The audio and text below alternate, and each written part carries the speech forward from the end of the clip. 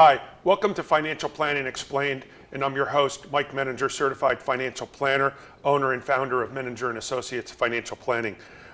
As you know, we like this show to be educational in nature and entertaining where possible. And what we like to try to do is follow any of the 6 areas of financial planning. Today, I'm very excited and couldn't wait because we scheduled this months ago. My guest today is a client of mine. I'm a client of hers. And I just think it's really, really exciting. Who I have with me today is Carol Verhake. Carol, thank you very much for coming and being on my show. Thanks for having me. Carol was corporate America. You know, she's a project manager, fairly high up the food chain, if you will, in corporate America. And I think this is just the inspirational story of someone who's able to break away from doing the grind every day. Sound about right? Oh, totally. Moving away from the grind every day to do something what they really, really wanted to do, which was, your passion. So moving away from the grind and tackling your passion and making a business out of it. And that's what you did. You're an inspiration to me, and I hope that you're an inspiration to many. And, for the longest time, I know, you wanted to get out, you had an opportunity, but I wasn't ready yet. Right, that's true. You weren't ready yet. Your company went through a buyout. Now all of a sudden, and I've been through buyouts, I hate buyouts. And that It's probably stressful. wasn't easy. It's stressful, that's a good word, yes. Okay, So how long were you thinking about doing that transition? I think I was thinking about it for many, many years, probably even 20 years. Yeah, I could see because that. it started with me landscaping my own property. Right. And realizing I was pretty good at it, and I was getting compliments on it, and it just transitioned to taking classes at Longwood Gardens, getting certified in ornamental horticulture. Right. Taking landscape design classes. So for 20 years, I was experimenting at my own place. And I think it was that second opportunity when it was clear to me that corporate America didn't want people over 50. And I had personal things going on with my family. Right. And you had helped to encourage me that the time was okay financially. Right. to jump off the bridge, basically, and do what I love. So it's interesting you say that because I did the same thing 21 years ago. And, I went from corporate America, which was frustrating. It didn't allow entrepreneurialism, which is what I was, but I just really wasn't having fun anymore at work. Right. Maybe the people were fun, but just the work that I was doing wasn't fun. Right. And it's a whole lot different working for yourself, isn't it? Totally.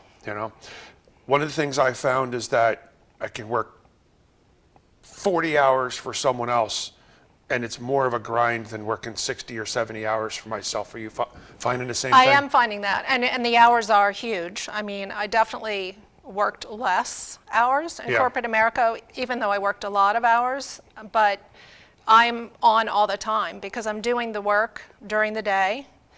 And then I'm billing and scheduling and designing in the evenings and the weekends. But when you're doing what you love, it doesn't feel like That's work. right. It's not work anymore. Right. Exactly. And so I just love the So were you really nervous making the transition?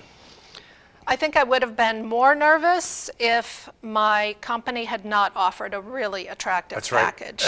So I, in essence, was being paid for the first year. Right. So that took the financial pressure off, which was good because I did start slowly.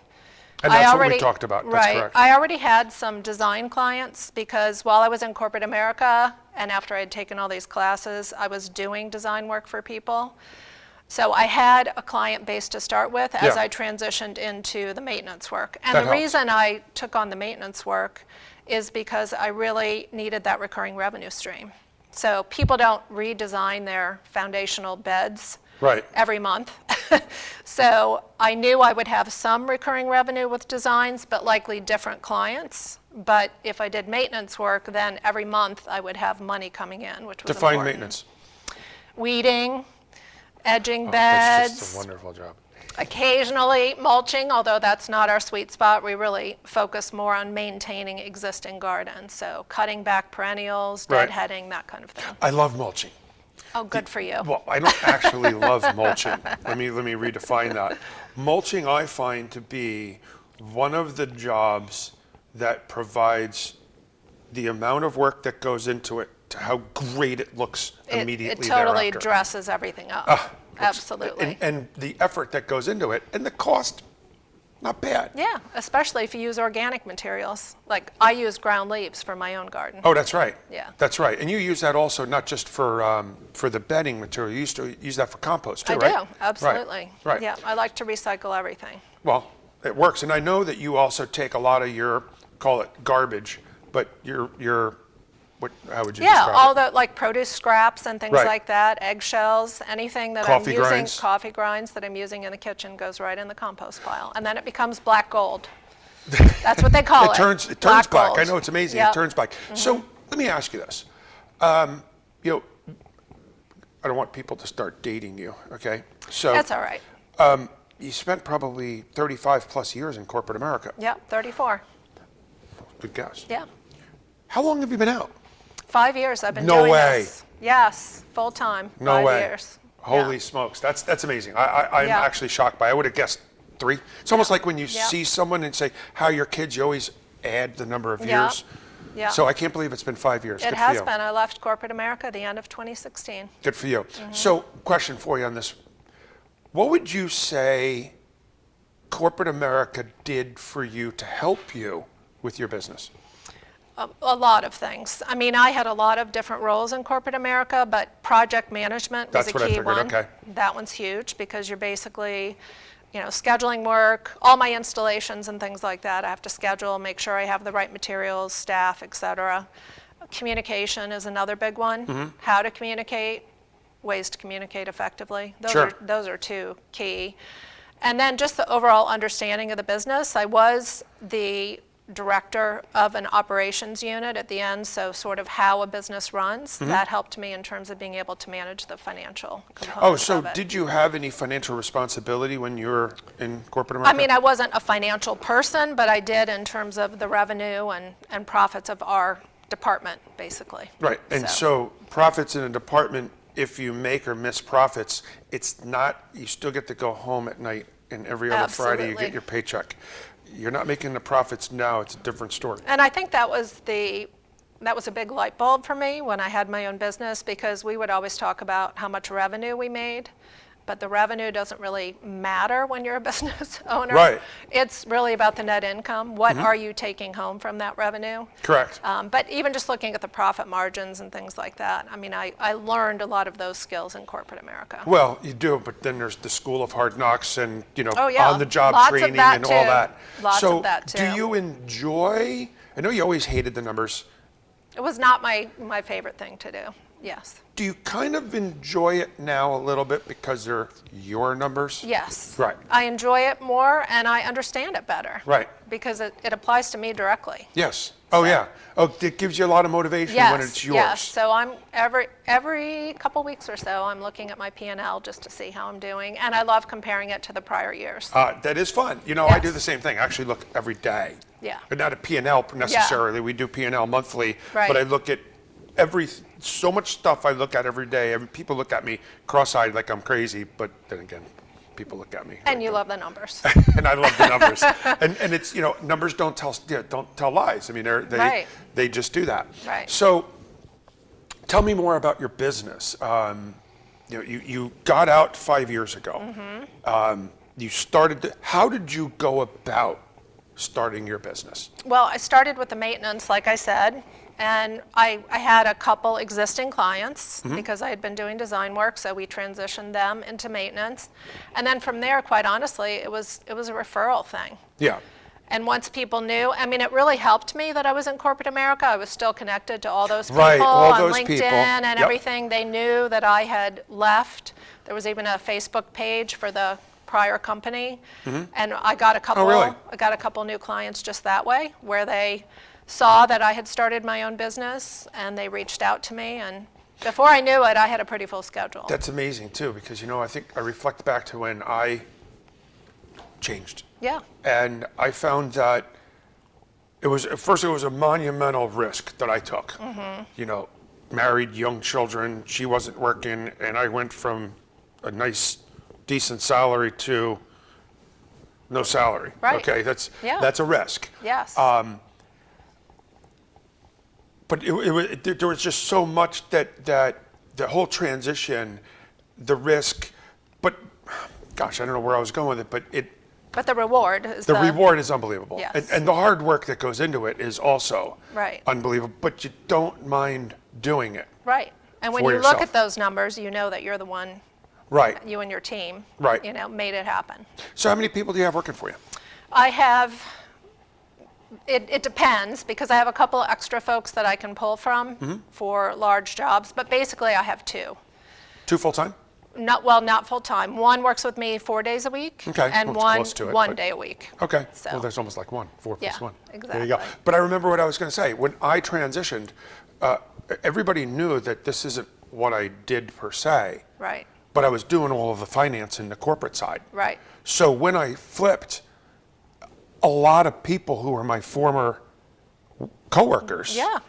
quickly became clients, and that's what you That's found. what happened to me as well. And, Yep. and to a great extent, it's because you established yourself as a knowledgeable, good, smart, hardworking individual in the corporate world. What's to say, why wouldn't they want to follow Right. you? And it gets back to networking and relationships. Absolutely. Which everything's built upon. I remember when you did that, you were also held at, I think it was Longwood Gardens, you held the Hardy Plant Society? Yes, I was the President? I was the president, so. Oh, yes. really? So I tell me was- about that.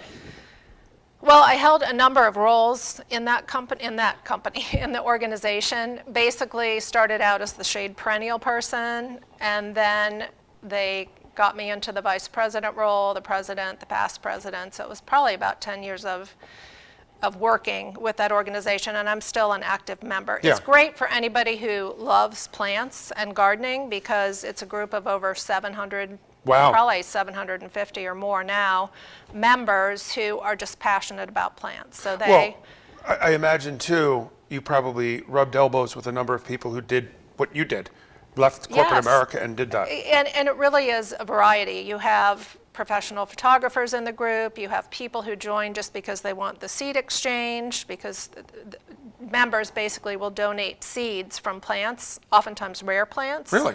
That you can then get as a member. We can go shopping at wholesale nurseries. I mean, there are lots and lots of benefits to being a member of the Hardy Plant Society. Well, so that's I good. continue to be an advocate for them. So here's what's interesting, and we got to take a break in a moment, but this is Okay. something that I found very early in my career, and I'm curious to see if you found the same thing, is if I saw somebody who is also a financial planner or financial advisor, I immediately felt like they were a threat or a competitor. Mm-hmm. Did you feel that in the beginning?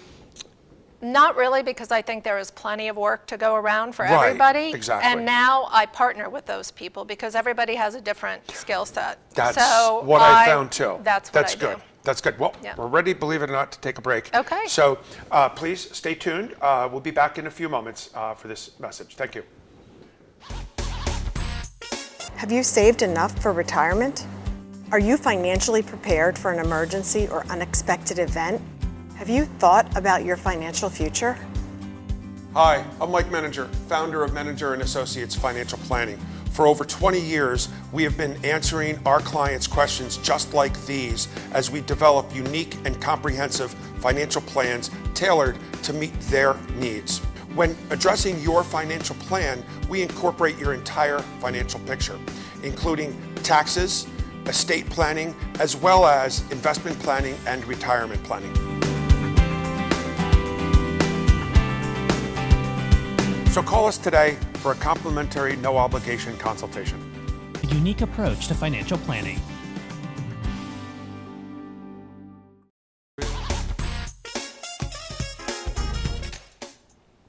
Welcome back to Financial Planning Explained. I'm your host, Mike Menninger, and I'm here with my special guest, Carol Verhake, founder, owner of Lasting Landscapes by Carol. And as I indicated before, she is you did work at my old house and you did work at my new house, and I'll get into that in a little bit. But we kind of left off before talking about the transition into the business and all good stuff, but I know full well as a business owner, not everything is rosy. Have you, more recently, there's been problems, struggles nationwide with getting people. Are you having problems with that? Workers, people to work for you? I did not have that particular issue. I've got a really loyal team, and I'm grateful to them. One, I got through the Nextdoor app, believe it or not. That's how I found Astrid, my primary person. Oh, really? Another I found when I was working out at the gym, and a fellow member of that particular gym who was in class with me said, I know somebody who might be able to help you. So, and I think because I am trying to manage the growth of my business and because I still want to be personally involved, I don't have the employee or workforce needs that another person might have if they're really trying to grow significantly and quickly. Yeah.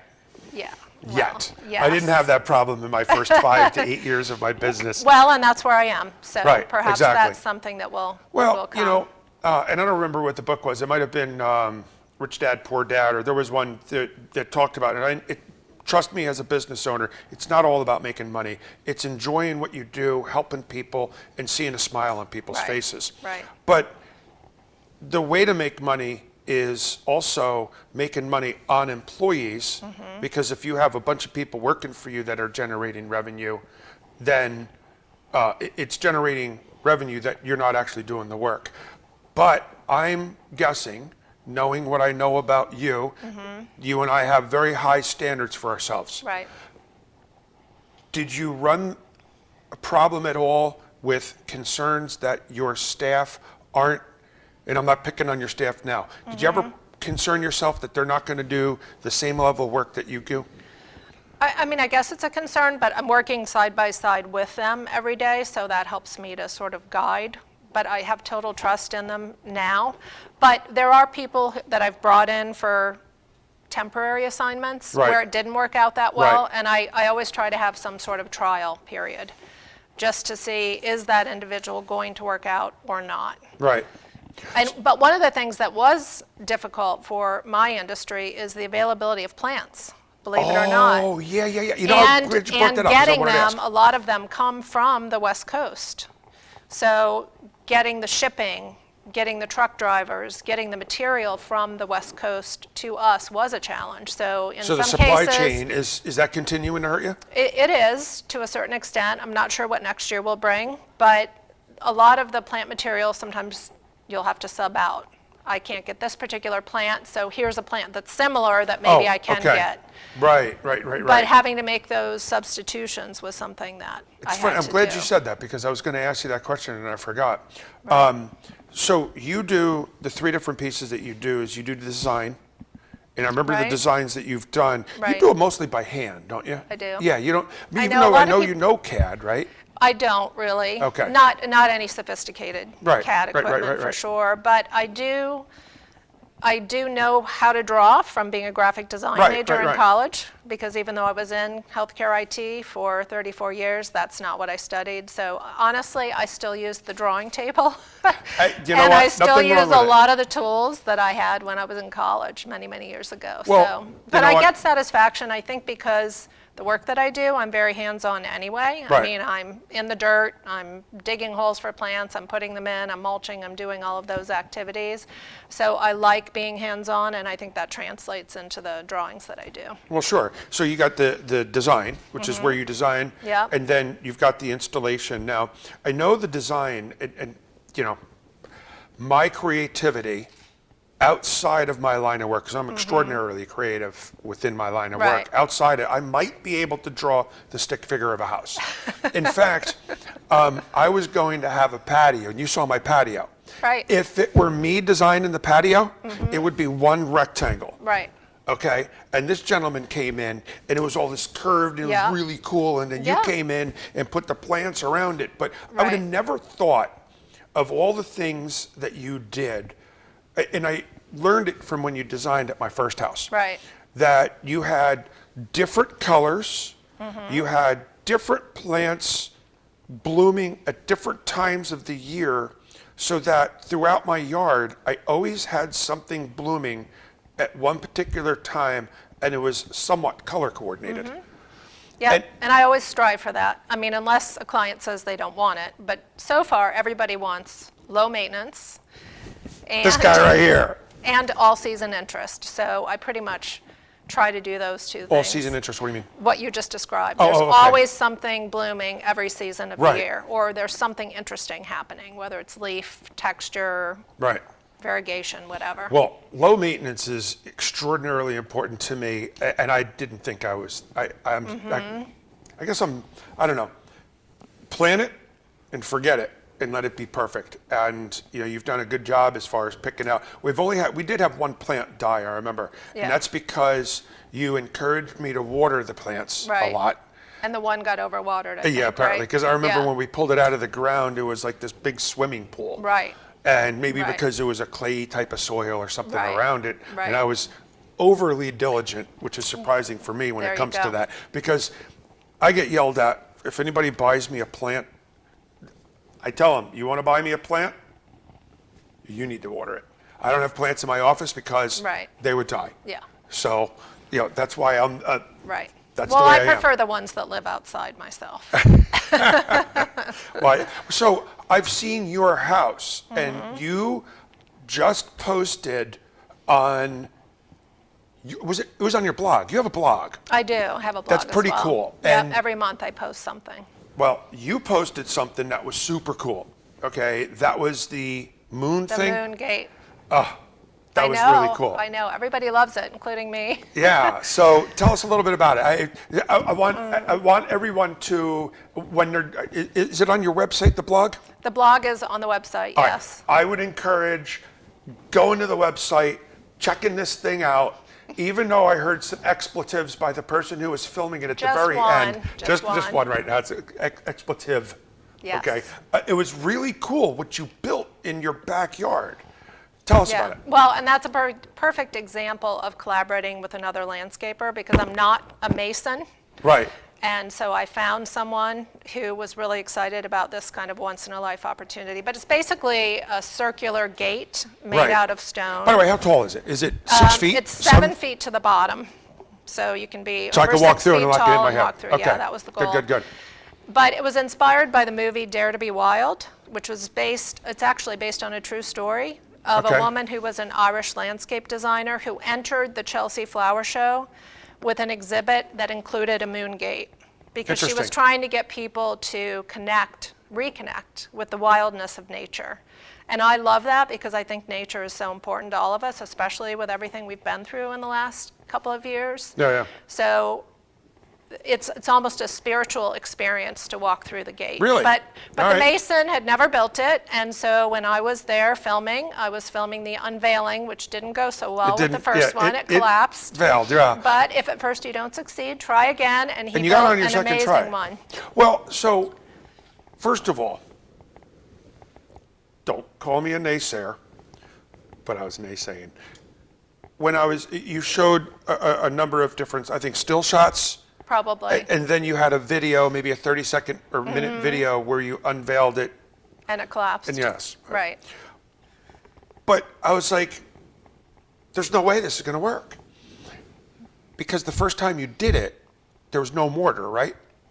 I don't think there clearly wasn't enough, especially on the side pieces, Right. because I guess, and I don't know the exact engineering, components to it, but the stones, because they're perpendicular to the frame, are supposed to push the weight around. Yes, that's an arch. An arch is the And- strongest thing there is. That's why bridges are arched. Right. So, but there wasn't enough mortar in the side pieces. So. Oh, really?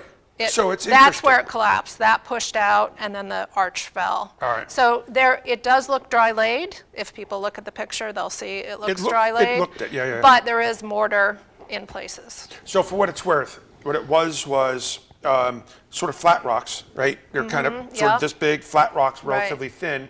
Was it a shale or what was it? It's a Pennsylvania fieldstone. Okay. So, and it was built all the way around to the top. Now, when I was looking at it, it didn't look like there was any mortar in there. That's why I was the naysayer. And that's part of the goal. Yeah, to or not to have look that mortar, way, right? yeah. Well, but Some people still don't like walking under it when they come to Yeah, my well, I'll yard. tell you what. Yeah, I would walk under it and pick up the picture real quick. Quickly. Yeah, Yeah. exactly. But my goal is to have it on the cover of a magazine someday, Well, a gardening magazine. I actually thought, when I was reading through it, and clearly I was misunderstood, I thought you had went somewhere and saw it. Or did you? It was the movie. Oh, it was the movie. I saw it in the movie. Oh, okay. That's okay. what inspired it Because I know all. what you do, which I think is really cool, is as part of what you do, you go around to a lot of places where they exhibit. I do. You know, and by the way, your home is an exhibit too, right? It is. It's a display garden for Right. sure. It's beautiful back there. So you go around to other people's displays and you get ideas. Yeah, absolutely. I find inspiration everywhere. Are there TV shows that you, Home and Gardens, or are there TV shows that Well, you watch? in my opinion, there aren't enough relating to landscaping. There's a lot of home flipping shows and things Right. like that, interior design, but there aren't a lot that are garden oriented. I find things on YouTube. I just watched one on the Prince of Wales and his private estate and garden. So I'll seek out opportunities anywhere I can. And the Hardy Plant Society does a lot of tours. Right. Pennsylvania Horticultural Society does tours, so I'm always looking for opportunities to go see gardens. Right, right. It would be easier if you could see them on TV, because then you could watch a I lot could of them tune and in while I'm lose the doing my invoicing and things at night. Right, but exactly, Yeah, there exactly. aren't too many opportunities that I've found. Yeah, you know, and so my brother does the same kind of thing Mm-hmm. in the form of he does building, and he actually built his own house just recently. I don't know if you knew that, and all custom in there. And Yeah. so what he get, by the way, some of the stuff that he has in there is just like super cool. I never even knew it existed. Yeah. And what he does is, because of the fact that he does he's at a lot of places, Mm-hmm. he sees ideas. He watches Home and Garden, whatever TV Right. shows that he watches, because you get ideas. Yeah. And here in the Philadelphia area, we're the garden capital of America. Really? That's what we're known as. Because Really? there's actually an organization called the Garden Capital of America, because we have And it's located over here. 30 public gardens within 30 miles of the city. And there's even a little passport book that you can use that allows you to basically get a stamp if you're Oh, cool. visiting each garden. But we have just a wealth of amazing gardens Really? in this area. That's cool. And they are great inspiration for sure. Well, if you can believe it, we're up already. Oh, no. This has been terrific. I'll tell you Yes. what, Carol, you do a great job. You do Thank great you. work with your stuff. I know the passion that goes into it. Yeah. Yeah, there are people like me who actually will, maybe to save some money or whatever the case may be. I mean, I don't want to do it all, but I like actually outdoor work. So are there a lot of people like me who will dig the holes for you and help you do the planting? Yeah, there are some. I really try to be flexible to Right. what clients want. If they want to get their own plants, that's fine. If they want to do the planting, that's fine. If they want to partner with me on it, that's fine. If they want us to do it all, that's fine too. Right, the full range. But you do terrific work. So Thank you. what I would like for you to do, if you don't mind, Sure. take a peek in the camera. Just Okay. tell people who you are, what the name of your company is, where they can find you, website, all that fun stuff. Okay, well, like Mike said, I'm Carol Verhake, and I am the owner of Lasting Landscapes by Carol, and that's also my website, so www.lastinglandscapesbycarol. I do have a contact form there, so you're welcome to go to that page for my email as well as my phone number. My office phone number is 610-296-7877, and I hope to hear from you. Excellent. Thank you very much, Carol. Thank That was you. absolutely fantastic. I Thank appreciate you. you taking the time. Happy to Thank do you it. for being on the show. I hope everybody learned something along the way. I tell you what, Carol's the inspiration, because she's someone who is able to break away from the grind of corporate America, pursue her dream of what she likes to do, wants to do, and make a business out of it. And I applaud her for the courage to do it, and I applaud her with being successful in doing it. And I'm sure you applaud yourself for living the dream and doing what you really love to do. Very grateful Thank for that you again for coming opportunity. and being on my show. Thank you. Thank you very much, and we look forward to seeing you next week.